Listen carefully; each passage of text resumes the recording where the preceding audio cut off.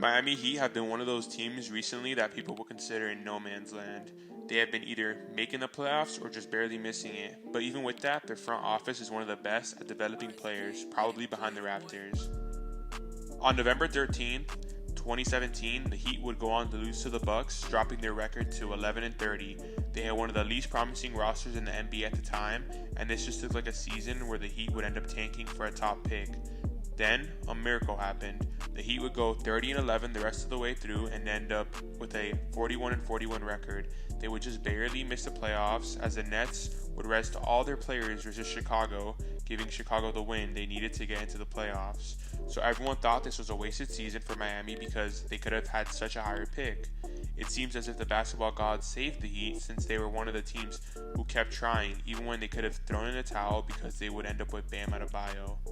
In his first 2 years, Bam Adebayo played behind Whiteside. Everyone saw him as a decent energy guy off the bench. Most people knew he had good defense, but his offense just wasn't good at all. He was one of the best perimeter defending bigs, but it was so hard to play him when Whiteside was making so much, and everyone questioned why he was even drafted, because Whiteside seemed to be the Heat's guy moving forward. Then Whiteside would get outplayed by Joel Embiid in the playoffs, and the next season, he would go on to complain about his minutes as Bam started getting more, and his play would sharply decline.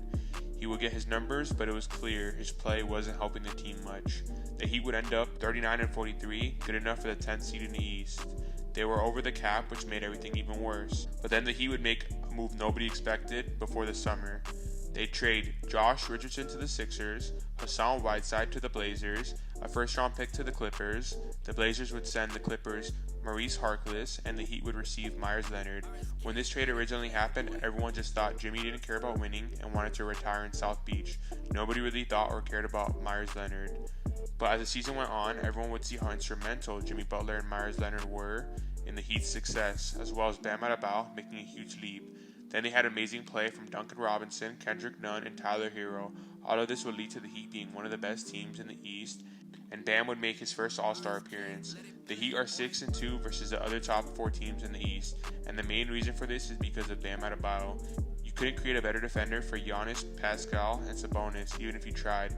They're 6-0 versus these 3 teams. Their only 2 losses are to the Celtics on second nights of back-to-backs, and this is how they could upset the top 4 teams.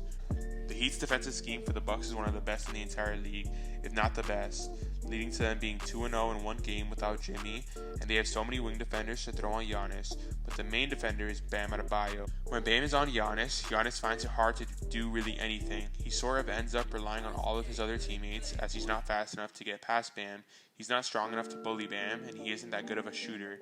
If he decides to shoot, Bam still ends up getting a contest, and if Giannis gets by Bam, the Heat have amazing long, good defensive wings to help, such as Derrick Jones Jr., Jimmy Butler, Iggy, and Jay. Even when Bam isn't guarding Giannis, he still is an amazing help defender on him, and Jimmy can guard Chris Middleton super well. And offensively, the Bucks play a drop defense, allowing nothing in the paint, so Bam tends to never really score well against them, but that allows all the Heat shooters to get wide open looks, which they will cash out on.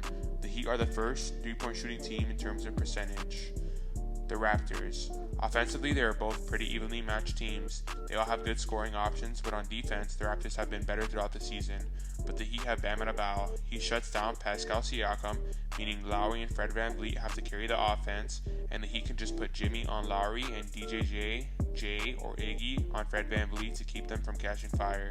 They will still do their thing, but with Bam locking up their first option, it will make everything a lot harder. No, the series isn't a lock for the Heat, but they have an advantage no other team does. The Celtics. This is the worst matchup for the Heat out of any team. They have 5 amazing guards, such wings, who can get theirs, and they will have a mismatch anytime Duncan, Nunn, or Hero are on the floor. But the 2 times they beat the Heat were on second nights of back-to-backs, and the Heat didn't have Jay and Iggy, who are 2 good wing defenders, so it'll be nice to see how the series goes. Now they are set to play again on another second night of a back-to-back, so it's really hard to gauge how well they match up with each other, although it's worth noting the Celtics beat the Heat at Miami without Tatum, so this is definitely the matchup the Heat would have to escape and have either the Bucks or Raptors face them to make it out. The Pacers.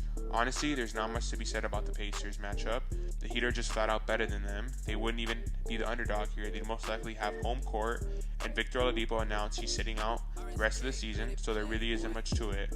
Also, it's worth noting that the Heat can put Bam on their number one option, Sabonis, and pretty much shut him down. He had 8 points in 31 minutes in their first matchup, and 27 on 37 minutes their second, but Bam only played 29 minutes, and this game was a blowout.